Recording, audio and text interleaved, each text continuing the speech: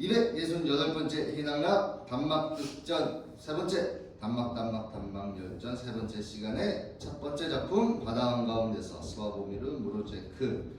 등장인물 뚱뚱한 남자 조난자 이하 뚱뚱이로 칭함. 보통인 남자 조난자 이하 보통이로 칭함. 마른 남자 조난자 이하 홀쭉이로 칭함. 우체부 하이. 지문 부탁드리겠습니다. 바다 한가운데 뗏목이 떠있다. 흰 셔츠에 검은 양복을 입은 3명의 조난자가 의자에 앉아있다.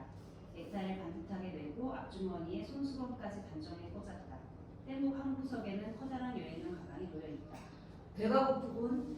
뭐든지 좀 먹었으면 좋겠는데. 비상식량은 다 떨어졌나요? 완전히 바닥났어요. 부스러기 하나 안 남았어. 완두콩을 곁들인 송아지 고기가 아직 좀 있는 줄 알았는데 정말에 정말 아무것도 남아있지 않아요. 우리 뭔가 먹어야 하지 않을까요? 나도 뭔가 좀 먹었으면 좋겠어요. 뭔가를 먹는다고 했어요? 선생들, 지금 우리 현실을 한번 생각해봐요. 내 생각엔 그보단 말이지. 지금 같아선 뭐든지 다 먹을 수 있을 것 같은데요. 방금 당신 입으로 비상식량이 완전히 바닥났다고 말하고선 더 할 말이 뭐가 있다는 거죠? 내 말은 뭔가를 먹어야 하는 게 아니라 누군가를 먹어야 한다는 뜻이죠. 보통이 오른쪽, 왼쪽, 뒤쪽을 두리번거리며 아무도 없는데 그게 무슨... 나도 아무도 안 보이는데요. 우리 3명 외에는. 갑자기 모두 말을 멈춘다. 침묵.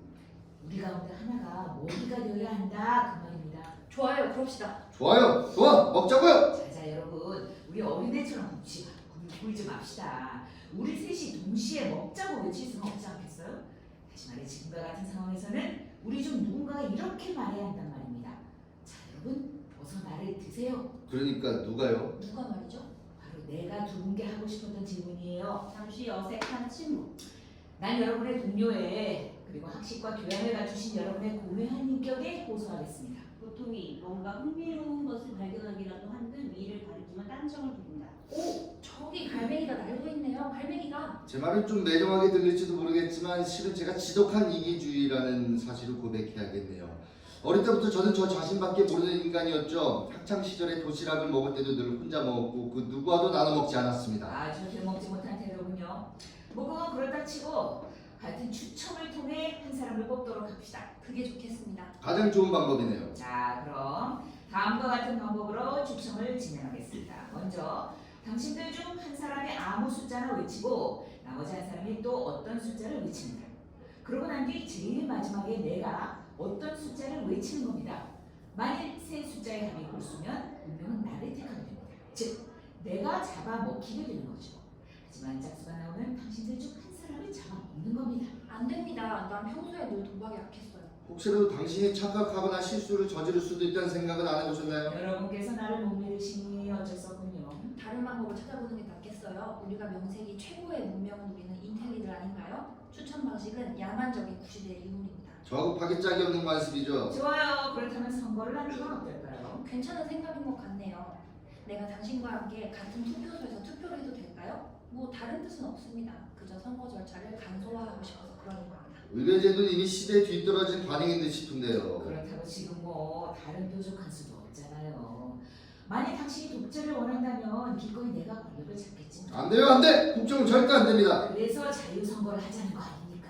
비밀이 보장된 선거 말입니다. 좋아요. 하지만 무슨 일이 있어도 담합은 안 됩니다. 각자 독립적으로 이 후보에서 정정당당하게 대결하도록 하죠. 뚱뚱이 일어나서 가방을 열고 모자를 꺼낸다. 자, 여기 모자가 있습니다. 이 모자 안에 후보자 이름이 적힌 투표 용지를 넣기로 하겠습니다. 펜이 없는데요. 펜이야 우리가 얼마든지 빌려드릴 수 있죠. 뚱뚱이 주머니에서 만년필을 꺼낸다. 자, 여기 있어요. 보통이 두 손을 비비면서 그럼 투표소로 가죠. 어서 갑시다. 잠깐! 만약 우리가 문명인답게 선거를 치르고자 한다면 투표에 앞서 우선 선거 유세를 해야 합니다. 모든 문명 국가들에서 그렇게 하는 것처럼 말이에요. 당신이 좀 그렇게 고집한다면 할 수 없죠? 그럼 각자 정견 발표를 하죠. 가능한 한 빨리. 뚱뚱이 의자에서 벌떡 일어나더니 의자를 뗏목 가운데로 밀어놓는다. 자, 그럼 집회를 시작하겠습니다. 누가 제일 먼저 연단에 서죠? 당신이 먼저? 괜찮다면 저는 나중에 하고 싶은데요. 달변가가 못 되어서. 하지만 선거 유세를 하자고 제안한 건 선생이 아닙니까? 그래요. 대중에게 집회와 정치적인 행동을 제안한 건 당신입니다. 먼저 시작하세요. 여러분의 뜻이 정 그러시다면 홀쭉이 마치 연단에 서듯이 의자 위에 올라선다. 나머지 두 조난자는 홀쭉이 앞에 자리를 잡고 앉는다. 뚱뚱이는 양쪽 끝 두 개의 나무 막대가 달린 플랜카드를 꺼내 자신이 한쪽 나무 막대를 잡고 보통에게 한쪽 나무 막대를 건넨다. 두 사람은 자신들의 머리 위로 플랜카드를 높이 쳐들었다. 거기에는 이렇게 적혀 있다. 우리는 식량을 원한다. 우리는 평범하고 단순한 사람들입니다. 가문이셨다면 생각도 마세요. 옳소. 아무나 아침은 다 필요 없어요. 우리가 원하는 건 오직 하나. 냉정한 진실뿐이니까. 동지, 우리가 오늘 이렇게 이 자리에 모인 것은 간단히 말해요. 요점만. 자, 꿈을 내지 말고 빨리빨리 진행합시다. 우리는 지금 우리에게 닥친 가장 다급한 현안인 식량 확보 문제를 해결하기 위해서 이 자리에 모였습니다. 존경하는 친구들, 지금부터 제가 왜 희생자로 지명되지 말아야 하는지 그 이유를 설명하겠습니다. 저한테는 여우 같은 아내와 토끼 같은 자식들이 있습니다. 해질 무렵이면 저는 정원에 앉아 아이들의 그늘을 밀어주고 아내는 날이 어두워질 때까지 제 곁에 앉아 술을 놓곤 했습니다. 친구들, 어떻습니까? 평화롭고 아늑한 한폭의 그림 같은 전경이 눈앞에 생생하게 떠오르지 않나요? 감동적이지 않나요? 전혀 설득력이 없는 주장이군요. 전체의 이익을 고려할 때에는 감상 따위를 개입시켜서는 안 돼요. 더군다나 아이들은 혼자서도 얼마든지 그네를 탈 수 있어요. 오히려 혼자서 더 잘 타죠. 맞아요. 혼자 타는 게 훨씬 낫죠. 놀이터에서 놀이기구나 시소를 탈 때에도 혼자인 것도 잘합니다. 아이는 절대로 핑계가 될 수 없어요. 하지만 친구들, 어린 시절 저한테는 원대한 야망이 있었습니다. 그러나 점점 나이를 먹어가면서 제 자신의 한계를 뛰어넘기 위해 열심히 노력하지도 않았고 계획했던 꿈들을 미처 이루기도 전에 그만 현실을 안주하고 말았습니다. 그래요, 사실입니다. 그래도 아직 너무 늦은 건 아니라고 생각하고 싶습니다. 앞으로 남은 세월 동안 많은 문제들을 개선할 수 있다는 믿음이 있으니까요. 그러므로 저는 여러분 앞에 맹세하겠습니다. 앞으로는 절대 자포자기하거나 목표 달성을 소홀히 하는 일은 없을 겁니다. 그래요, 지금껏 저는 스스로에 대한 믿음이 부족했고 게을렀으며 희망을 버렸기에 나고자의 삶을 살아왔습니다. 하지만 이제부터는 그간의 모든 잘못을 만회하기 위해 열심히 고쳐나가겠습니다. 맹세합니다. 의지를 굳건히 하고 인성을 개발하며 지식을 쌓겠어요. 이 모든 것을 이룰 때까지 정말 부단히 노력하겠습니다. 그렇게 해서 반드시 새 사람이 되겠습니다. 더 크게 말하세요. 나는 새 사람이 되겠습니다. 지나치게 주관적인 발언인데. 우리는 식량을 원한다. 동참해도 될까요? 자, 하나, 둘, 셋. 뚱뚱이와 보통이 한마디 또박또박 끊어서 강조한다. 우리는 식량을 원한다. 우리는 식량을 원한다. 내 말이 하나도 먹히질 않네. 망했다. 망했어. 홀쭉이 연탄에서 내려온다.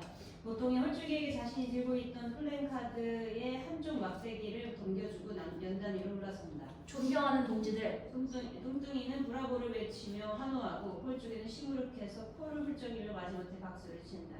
본래 저는 학식이 짧은 관계로 말을 많이 하는 걸 좋아하지 않습니다. 저는 좀 색다른 일에 종사하고 있죠. 어릴 적부터 요리에 관심이 많았거든요. 그렇다고 먹는 건 좋아한다는 뜻은 아닙니다.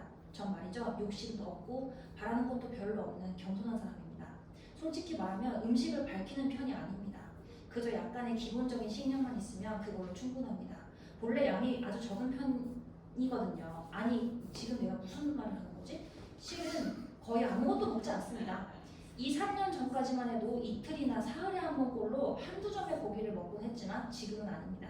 고기를 입에도 대지 않아요. 반면에 음식을 만들고 상을 차리는 게 제 인생 최대의 보람입니다. 요리사에게 가장 행복한 순간은 자신이 공들여 요리한 음식을 다른 이들이 맛있게 먹는 걸 바라볼 때죠. 제가 원하는 보답은 오직 한 가지, 바로 그 기쁨을 누리는 겁니다. 정말이지 전 아무것도 먹지 않아도 좋아요. 진심입니다. 제 요리를 맛보시게 될 분들을 위해 맹세코 최선을 다해 최고의 요리를 만들겠어요.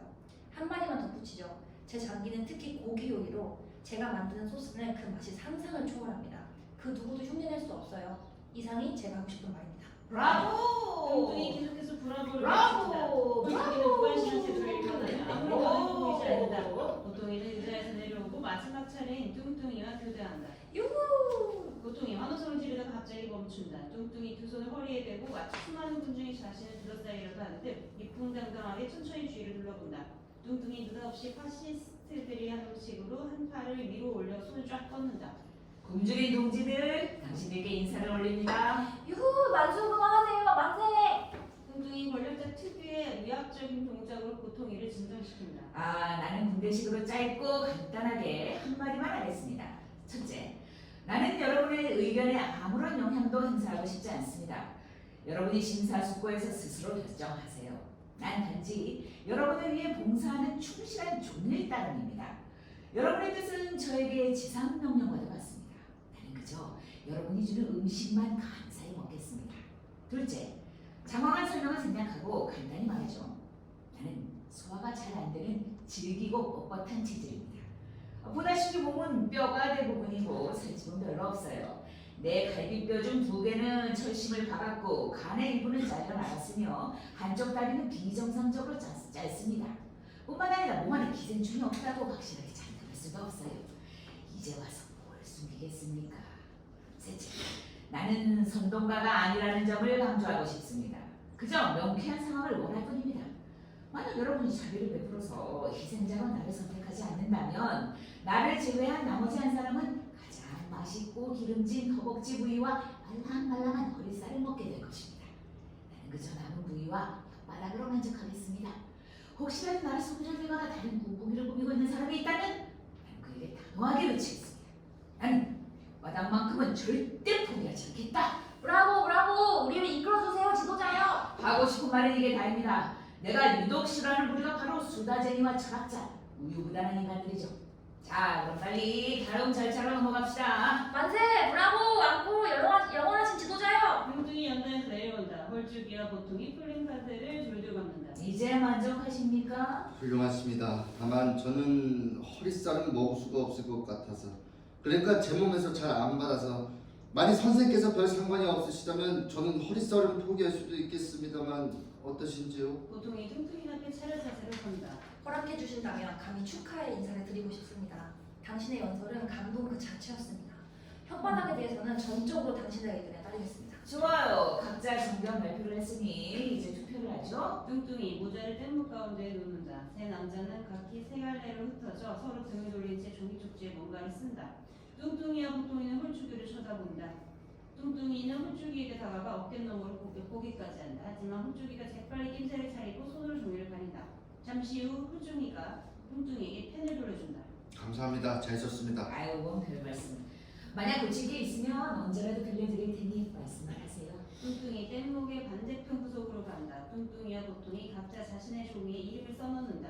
홀쭉이는 여전히 그들에게 등을 돌린 채 바다만 바라보고 있다. 이윽고 세 사람 모두 동시에 몸을 돌려 뗏목의 가운데를 향하고 모자를 향해 걸어가 그 안에 종이를 넣는다. 자, 그럼 이제 개표를 시작하겠습니다. 정말 궁금하네요. 선거라는 절차가 식욕을 더욱 자극하는데요. 조바심 치지 말고 여유를 좀 가지시죠. 뚱뚱이 모자에 손을 넣고 그대로 있다가 잠시 후 고개를 들고 입을 다문 채 홀쭉이를 쳐다본다. 왜 그러죠? 무슨 일이죠? 결과는요? 여러분, 이 투표는 무효로 해야 할 것 같소. 지금 무슨 말을 하시는 거죠? 나는 배가 고프다니까요. 당신이 지금 자유롭고 민주적인 선거를 무효화하겠다는 건가요? 모자 안에 종이가 넉 장이나 있어요. 넉 장. 뚱뚱이가 먼저 홀쭉이를 바라보고 보통이 또한 홀쭉이를 뚫어져라 바라본다. 의회제도는 이미 한물 같다고 제가 진작 말했잖아요. 이제 어떡하죠? 전형적인 내각의 위기입니다. 후보 지명제를 도입하는 거 어떻겠습니까? 그럼 지명은 누가 하죠? 기꺼이 내가 하죠. 어련하시겠어요? 네, 그럴 줄 알았어요. 안 됩니다. 절대 그럴 수는 없어요. 끔찍한 사태가 벌어졌군요. 민주주의도 실패했고 독재도 허용되지 않으니. 하지만 그럴수록 해결책을 강구해야 합니다. 이런 상황을 타개할 수 있는 건 오직 하나. 개인의 숭고한 희생과 헌신뿐입니다. 일반적인 조치와 방법들이 모두 실패로 돌아갔을 때 해결의 신강기를 마련하는 건 늘 자발적인 지원자의 순수한 희생 정신이었다는 점을 상기할 필요가 있을 것 같군요. 친애하고 존경하는 동지들, 아니요, 됐어요. 경고하는데 나는 아무 말도 듣지 않을 겁니다. 좀 들으시죠. 존경하고 친애하는 여러분, 우리는 타인을 먼저 생각하는 희생 정신, 이웃에 대한 사랑, 연대감 같은 고귀한 정신은 숨길 수 없다는 거 누구보다 잘 알고 있습니다. 뚱뚱이 보통이를 가리킨다. 이 친구와 나는 이미 당신한테 뭔가 특별한 점이 있다는 걸 첫눈에 알아봤어요. 선생께서는 우리와는 달리 고상한 분석을 타고나셨고 다수의 이익을 위해 헌신하려는 열망과 그에 필요한 모든 자질을 갖춘 분이라는 걸 느낄 수 있었죠. 안 그래요, 친구? 그렇고 말고요. 난 지금껏 살면서 이분보다 더 훌륭한 삶을 본 적이 없습니다. 마침내 기회가 왔군요. 드디어 우리 공동체가 당신의 뜨거운 열망을 충족해주고 동시에 그동안 남몰래 감춰왔던 당신의 그 순수한 바람을 실현할 수 있는 계기를 제공할 수 있기를 대단히 기쁩니다. 선생께서도 분명 바라고 있겠죠?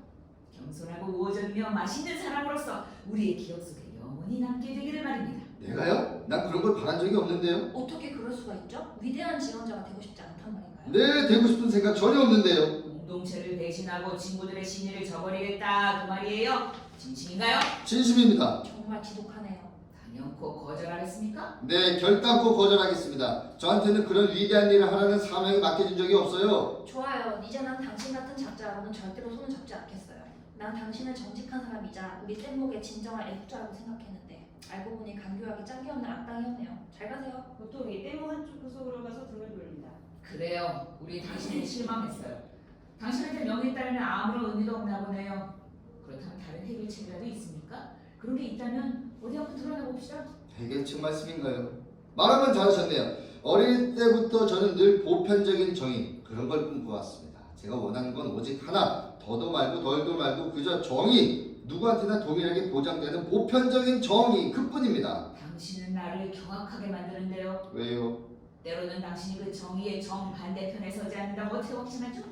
그러니까 당신이 희생자를 선택되는 것이 정의롭지 못한 일이라고 어떻게 확신할 수 있냐 그 말입니다. 그거야 아주 간단하죠. 난 어릴 때부터 줄곧 불행을 겪어왔고 늘 실패만 거듭해왔어요. 주변 환경은 늘 나한테 등을 돌리곤 했단 말입니다. 그래서 당신은 지금 보편적인 정의를 통해 지금까지 당신이 겪어왔던 행복의 결핍을 보상받을 수 있다고 생각하는 건가요? 그렇습니다. 참 놀라운 일이네요.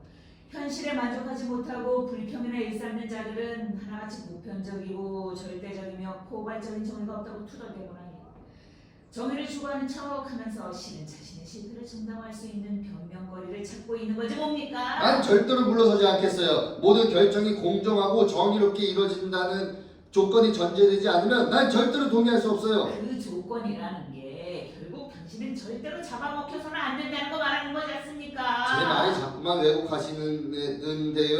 우선 정의부터 보장해 주세요. 자, 여러분 자리에 앉읍시다. 이 어려운 상황이긴 하지만 해결책을 찾아봅시다. 난 더 이상 이 작자와 이야기하고 싶지 않아요. 모두들 시작할 때처럼 자리를 잡고 앉는다. 이봐요. 당신은 어머니가 있어요? 어떻게 말해야 하나. 그래 대장은요? 뚱뚱이 하늘을 향해 눈길을 돌린다. 아, 불행하게도 나는 한참 자랄 나이에 고아가 되었죠. 가엾은 부모님들. 나도 바로 그 얘기를 하려던 참이었어요. 사실대로 말하자면 나는 태어날 때부터 부모님 안 계셨죠. 마른 선생님께서는요? 어머니가 계십니다. 아마 지금 이 순간에도 저를 그리워하며 눈물 짓고 계실 거예요. 가요 어머니. 내 의견으로는 정의라는 측면에서 생각해보면 문제는 지극히 간단합니다. 정말 당신은 부하로 자란 불쌍한 우리에게 희생을 강요할 만큼 무자비한 분은 아니시겠죠? 부모 없이 험난한 세상을 헤쳐나간다는 것은 인간이 겪을 수 있는 불행 중에서 가장 큰 불행이 아닐까요? 선생님, 어떻게 생각하세요? 만약 고아인 우리 두 사람 중 하나가 먹잇감으로 희생당하는 끔찍한 불행을 겪어야 한다면 그건 세상의 정의에 위배되는 일이 아니겠어요? 고아로 자란 것만 해도 억울해 죽겠는데 게다가 인간한테 잡아먹히기까지 한다면 그건 너무 잔인한 일이잖아요. 그렇지만 이봐요. 상황은 지극히 명쾌하고 분명해요. 당신 곁에는 늘 어머니가 계셨어요. 다시 말해 우리보다는 훨씬 나은 세상에서 살아왔단 말입니다. 이제야말로 어머니의 따뜻한 손길이나 가정의 안락함을 경험해보지 못한 이 불쌍한 고아들에게 도덕적인 빚을 갚을 때가 된 겁니다. 게다가 선생 스스로가 말했듯이 당신에게는 아들의 생사를 염려하며 눈물을 흘려줄 어머니가 계시질 않습니까? 솔직히 절망적이신 적으로 해서 반박할 만큼입니다. 하지만 어머니가 아직도 살아계신지 아니면 이미 돌아가셨는지 확실치 않아요. 오래전부터 어머니의 건강이 좋지 못했고 게다가 제가 집을 비운 지도 한참이나 되었으니까. 당신은 마치 어린아이처럼 유치한 말을 하네요. 우리를 납득시킬 만한 증거가 있어요? 증거의 흔적이라도 있습니까? 그래요. 한번 대보세요. 제가 집을 떠날 무렵에 어머니의 건강 상태가 좋지 않았다고 말했잖아요. 왜 요즘 문명이다 최신 기술이다 뭐다 하면서 여러 가지 새로운 질병들이 끊임없이 생겨나고 있어서. 선생의 이야기는 예술가들의 단골 메뉴인 허황된 몽상이자 상상력의 산물일 뿐입니다. 당신 어머니는 분명 멀쩡하게 잘 지내고 계실 겁니다. 심시여 부디 이분의 어머님이 오래도록 만수무강하게 해주시옵소서. 하지만 우리 부모님은 생각나세요? 어린 시절 행인들한테 성냥 팔기 위해 맨발로 돌아다니던 그 기나긴 가을밤을 말입니다. 보통이 손으로 눈을 가린다. 아 제발 그 일에 대해서는 말도 꺼내지 마세요. 그런 슬픈 기억은 차라리 있는 게 낫습니다. 그릇에다가 난폭하기 짝이 없던 먼 친척 아저씨는 어떻고요? 자기 집에 놈을 쥐덫에 미끼로 쓴다면서 헐벗고 가난한 우리한테서 마지막 돼지비계 한 조각마저 매정하게 뺏어간 그 아저씨를 기억하고 있나요? 과거의 끔찍한 망령들. 뚱뚱이 아무 말 없이 홀주위 앞에서 양팔을 펼쳐 보인다. 마치 이제는 어쩔 도리가 없다는 걸 알겠지라고 말하고 싶은 듯. 잠깐만요. 죄송합니다만 바다 저편에서 무슨 소리가 들리는 것 같아요. 홀쭉이 귀를 기울인다. 가재를 돌리고 싶은가 보죠? 타인의 불행이 당신한테는 아무런 동정심도 불러일으키지 못하는군요. 아, 이기적으로 키워진 마마보이요. 멀리서 정말 미약한 소리가 들려온다. 이 사람은 어렸을 때 곰도 가지고 있었습니다. 곰은 물론이고 곰이놈도 가끔 허락했지. 이번엔 조금 더 가까이서 소리가 들린다. 소리 보세요. 살려주세요! 도와주세요! 들어보세요. 이제 제법 확실하게 들리는데요. 구해주세요! 사실이네? 누군가 우리를 향해 헤엄치고 있어. 고아들한테 늘 부름이 끊이질 않아. 보통이 일어서서 소리나는 쪽 바다를 유심히 쳐다본다. 대장, 어쩌면 저 사람한테 심령이 있을지도 몰라요. 한 손으로는 열심히 모장으로 치고 다른 손에 무슨 큰 자루 비슷한 걸 쥐고 있는 게 똑똑해 보입니다. 뚱뚱이의 홀쭉이도 자리에서 벌떡 일어나 뗏목의 가장자리에 서 있는 보통이 곁으로 간다. 그래요. 그래. 뭐 전혀 터무니없다고 할 수는 없겠죠. 하지만 새끼돼지를 팔러 시장으로 가던 시골 사람이 갑자기 물에 뛰어드는 일은 정말 드뭅니다. 자신의 유일한 전 재산인 돼지를 한 손에 잡고 경련을 무릅쓰면서 한 손으로 열심히 헤엄을 치고 있다. 이게 말이 됩니까? 저기 그 사람이 보이네요? 제복을 입고 있는데요. 제복 입은 사람들이 밥을 먹는 곳은 주로 군대 식당인데. 살려주세요! 바다에서 유니폼과 모자를 갖춰 입고 가죽 가방을 목에 건 우체부의 머리가 불쑥 나타난다. 보통이 우체부에게 손을 내밀어 그를 뗏목으로 끌어당긴다. 아이고 정말 감사합니다. 혹시 뭐 좀 먹을 거라도 가져왔나요? 방금 먹을 거라고 하셨어요? 나야말로 뭔가 좀 먹었으면 좋겠습니다. 미처 식사도 하기 전에 파도에 휩쓸렸거든요. 이런 당신이군요. 정말 희귀한 우연도 다 있네요. 두 분이 서로 아는 사이예요? 아직은 아니지만 곧 인사를 나누게 될 겁니다. 10년 전부터 이분께 우편물을 배달해 왔죠. 바다 한가운데서 이렇게 만나게 될 줄은 꿈에도 몰랐는데 마침 잘 됐네요. 전해드려야 할 정보가 있습니다. 내 앞으로 온 정보라고요? 네, 파도가 나를 휩쓸었을 때 마침 이 정보를 배달하기 위해 바닷가에 있는 당신 집으로 가던 중이었죠. 천만다행으로 내가 수영을 잘하니까 망정이지 큰일 날 뻔했습니다. 우체부 가방을 뒤적인다. 자, 여기 있습니다. 홀쭉이 정보를 몰래 읽기 위해 구석으로 간다. 여러분 잠시 실례하겠습니다. 이 제복 진짜예요? 그럼요, 물에서도 축축하긴 하지만 진짜입니다. 이해하시죠? 그러니까 내가 물에 빠지는 바람에 그만 흠뻑 젖어가지고 야호! 무슨 일이에요? 홀쭉이 자신의 환원성이 변수를 했음을 깨닫고 얼른 태도를 바꾼다. 아 여러분 저한테도 험난한 운명이 닥쳤습니다. 어머니가 돌아가셨답니다. 그 뜻대로 되셨구만. 자 이제 저 역시 고아 신세라는 사실을 고려해 주시기 바랍니다. 일이 이렇게 됐으니 우리 가운데 누구를 잡아먹을지 새롭게 논의해야겠네요. 모든 사항을 다시 한번 심사숙고할 필요가 있을 것 같습니다. 안돼합니다. 이거 모종의 음모야. 당신이 우체부와 꿈이 계략이 틀림없어. 당신은 지금 신성하게 업무를 수행 중인 공무원을 모욕하고 있군요. 당신 도대체 저 작자한테 돈을 얼마나 주고죠?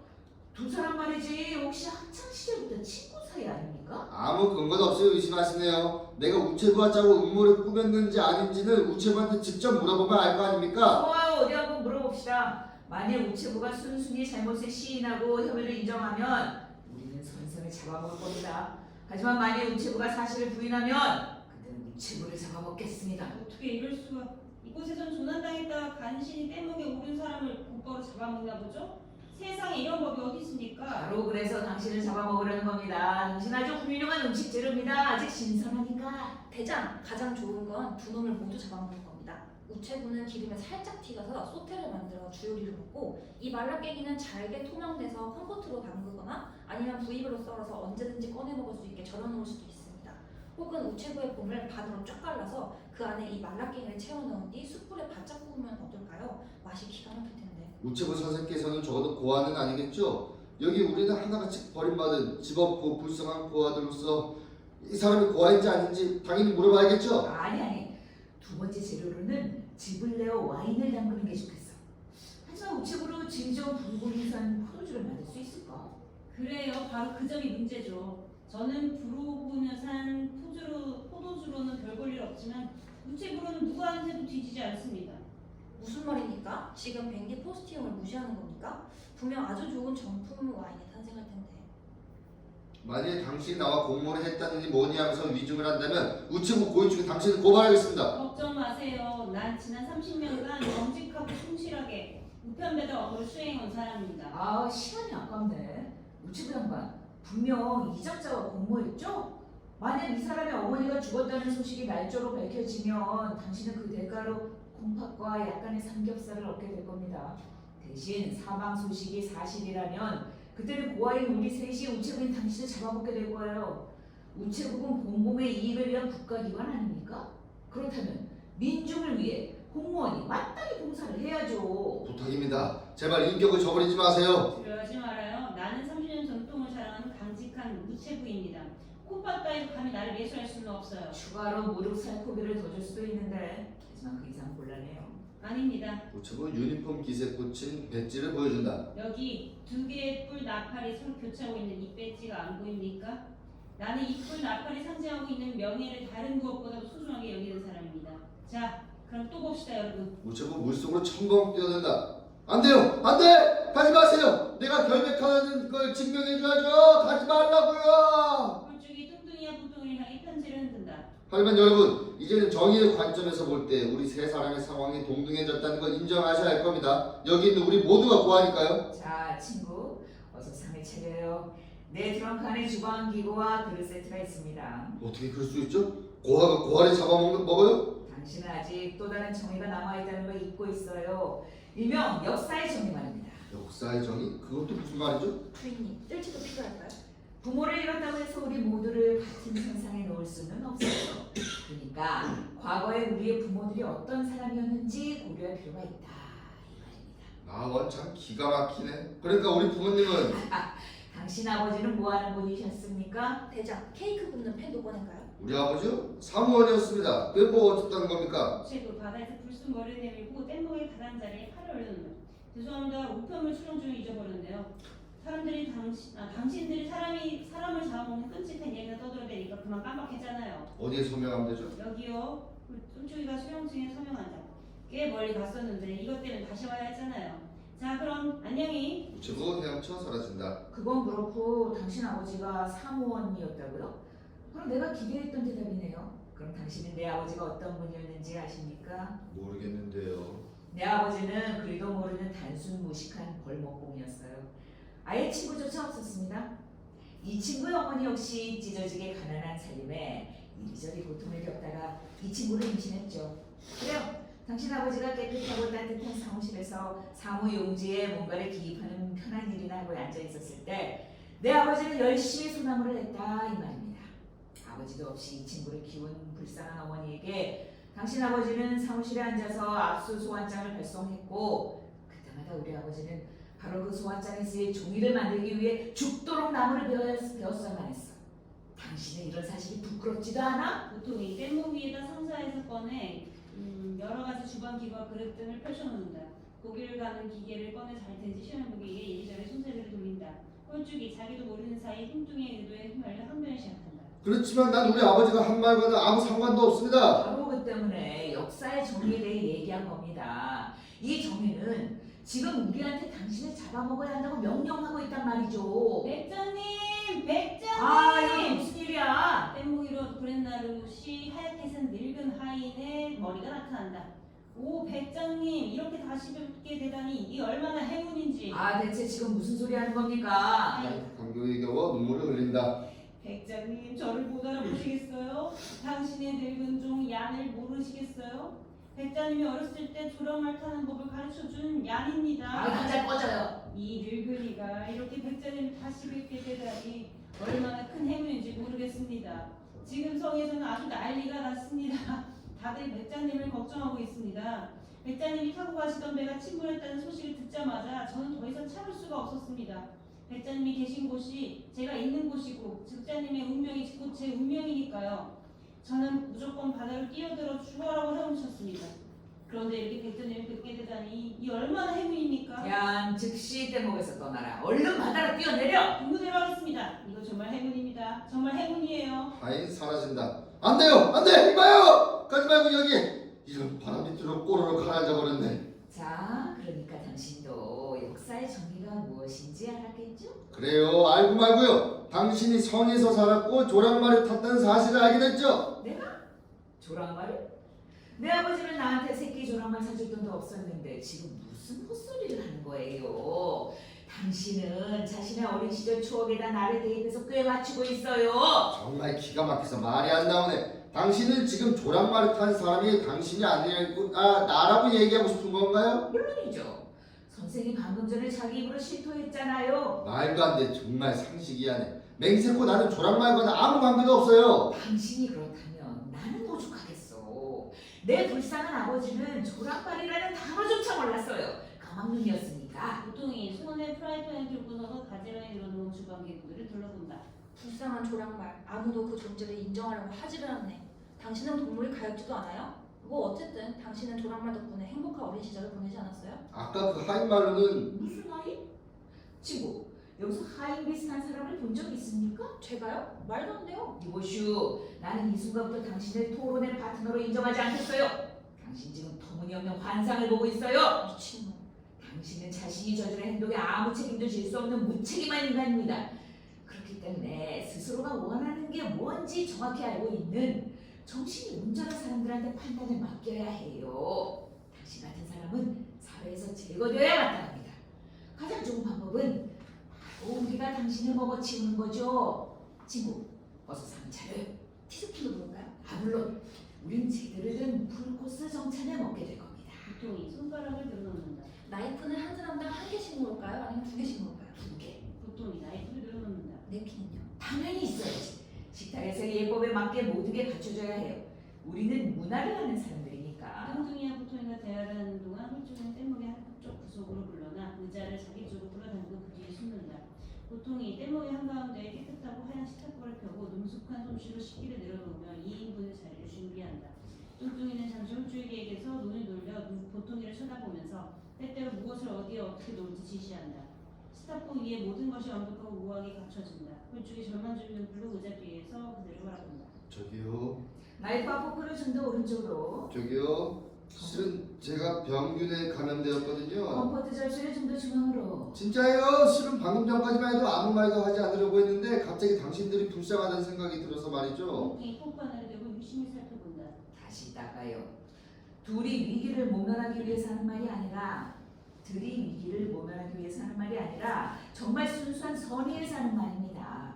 나 자신도 격식을 갖춰 잘 차려 먹는 걸 좋아하긴 하지만 식탐이 때로는 건강을 망칠 수도 있다는 걸 알고 있거든요. 내가 병균에 감염되지 않았다면 이런 말을 왜 하겠어요. 마음대로 하세요 여러분. 하지만 전 최소한 제 도리는 다 하고 싶습니다. 자, 이제 시작합시다. 네, 그럽시다 대장. 아까 이게 호충인 것 같아요. 아, 호충이요. 네. 네. 다시 닭가슴까지가 뚱뚱이고 그 뒤에 호충까지 넘어갈게요. 네.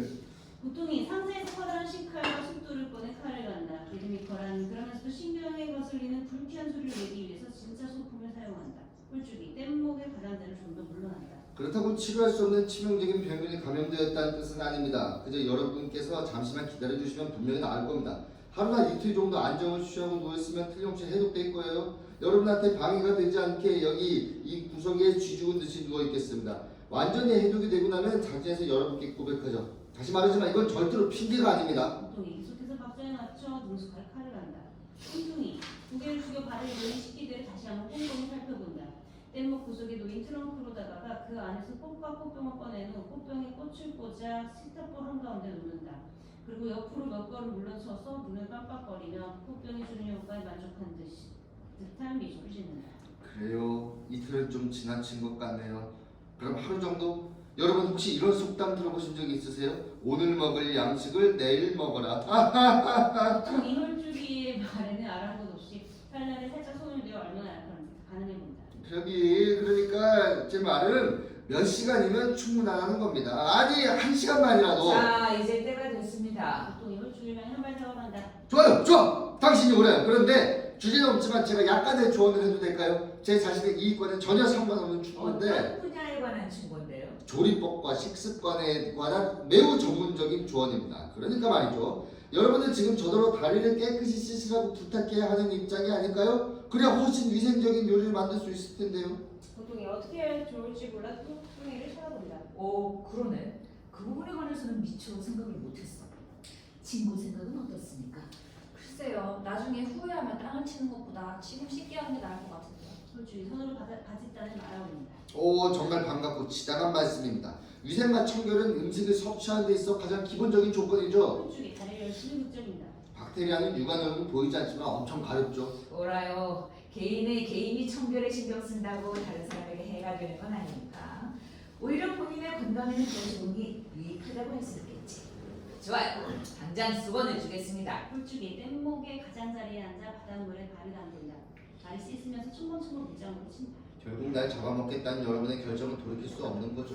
그렇죠? 그건 이미 다 끝난 얘기 아닙니까? 그런데 조금 전에 당신이 희생에 대해서 뭐라고 하시지 않았나요? 희생이란 고귀한 이상이라고 말했지. 좀 더 구체적으로 말씀해 주시겠어요? 글쎄, 아까 다 말한 것 같은데?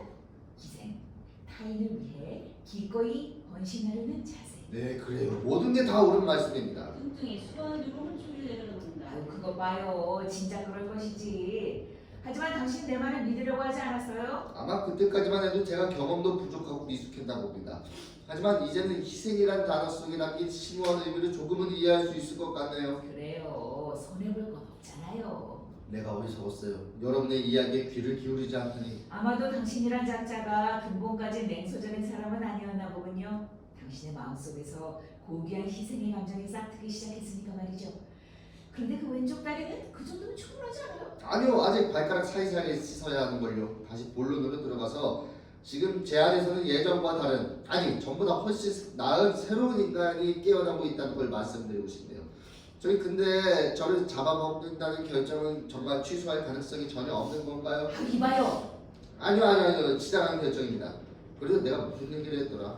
아 그래, 보다 나은 새로운 인간에 대해 말했죠. 통용의 희생자로서 평범하게 잡아먹히는 것과 희생의 자원에서 새로운 인간으로서 먹잇감이 되는 건 차원이 다르죠. 말하자면 자신의 내부에 잠재해 있던 자유로운 의지와 거룩한 동기로 인해 스스로를 희생하는 것이니까요. 그런데 말이에요, 이 결정은 정말 재고의 여지가 없는 건가요? 명예를 걸고 그렇습니다. 아 그렇다면 할 수 없죠. 그러니까 내가 어디까지 얘기했더라. 아 맞다. 그러니까 이런 숭고한 행위를 통해 인간은 비로소 무한한 자유와 충만한 만족감을 느끼게 되는 것인데 드디어 당신은 진리를 깨달았군요. 친구, 어서 선생님께 비누를 건네줘요. 부탁입니다. 제발 저를 자유의지도 없는 단순한 음식 재료라고 생각지는 마세요. 그렇게 평가되는 건 전 정말 참을 수가 없어요. 네, 맹세하겠습니다. 우리는 절대로 당신을 그렇게 취급하지 않을 거예요. 당신은 우리의 뱃속에서, 그러니까 내 말은 우리의 기억 속에서 타인을 위해 자신의 모습을 조개같이 내던진 위대한 영웅으로 남을 겁니다. 자, 내 생각에 그 왼쪽 다리는 이제 그만 씻어도 될 것 같은데. 물론이죠. 왼쪽 다리는 이제 아주 말끔합니다. 뭐 보나마나 오른쪽도 마찬가지겠죠. 자 이제 그만 나갈 테니 수건을 주세요. 아, 이봐요, 그러지 말고 그 오른쪽 다리도 조금만 씻으시지? 뭐 여러분이 정 원하신다면 내 생각에 그렇게 하는 게 나을 듯 싶은데. 그래요. 우리 세 사람 중에 제가 제일 처음으로 이런 위대한 결정을 내렸다는 걸 강조하고 싶네요. 우리 가운데 제가 가장 먼저 타인을 위해 희생하는 사람으로 거듭나게 된 겁니다. 보통이 비판적인 시선으로 홀쭉이의 다리를 꼼꼼히 살펴본다. 소다를 사용하는 게 좋을 것 같아요. 내 생각에 비누로도 충분할 것 같아요. 조금만 더 기다립시다. 기다린다고요? 동지들이 이렇게 배가 고픈데요? 무슨 말씀을? 홀쭉이 일어서려고 안간힘을 쓰고 뚱뚱이는 그가 일어나지 못하는 머리를 누른다. 하루 오른쪽만 좀 더 씻고 나면 더 이상 수고할 필요가 없어요. 지금 이 마당에 다리 따위가 무슨 의미가 있겠어요? 더러워도 상관없습니다. 뚱뚱이 홀쭉에게 수건을 준다. 자, 여기 수건 이제 준비 완료입니다. 홀쭉이 일어서서 뗏목의 가운데로 간다. 여러분 감사합니다.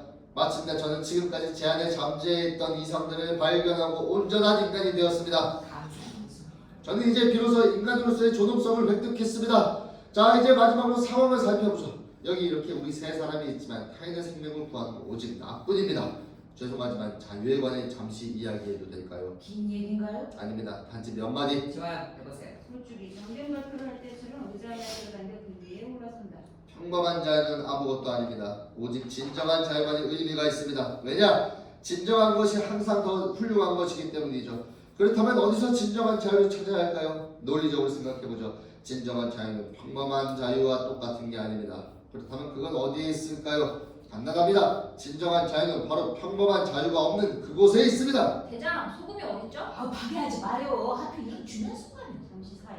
트렁크 밑바닥에 있어요. 바로 그렇기 때문에 뚱뚱이 트렁크로 다가가서 그 안에 들여다보면 황급히 뚱뚱에게 돌아온다. 바로 그렇기 때문에 홀쭉이 같은 말을 고장한 레코드 판처럼 계속 반복한다. 그러나 단조로운 톤을 반복하는 것이 아니라 말의 높낮이나 억양들을 매번 다르게 한다. 마치 하고 싶은 말이 뭔지 스스로도 몰라서 절망적으로 찾고 있는 듯하다.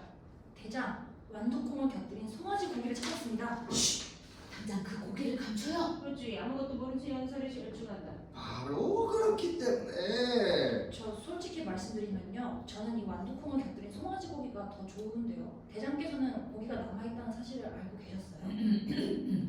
그러니까 난 왠지 그 입만도 안 당기고 또 게다가 홀쭉이 두 눈을 찌그시던 채가 이어간다. 바로 그렇기 때문에 뚱뚱이 홀쭉이를 가리킨다. 친구 아직도 모르겠어요. 이미 저 인간의 행복에 빠져 있다는 걸. 우리가 그 행복을 깨트려서야 되겠습니까? 네,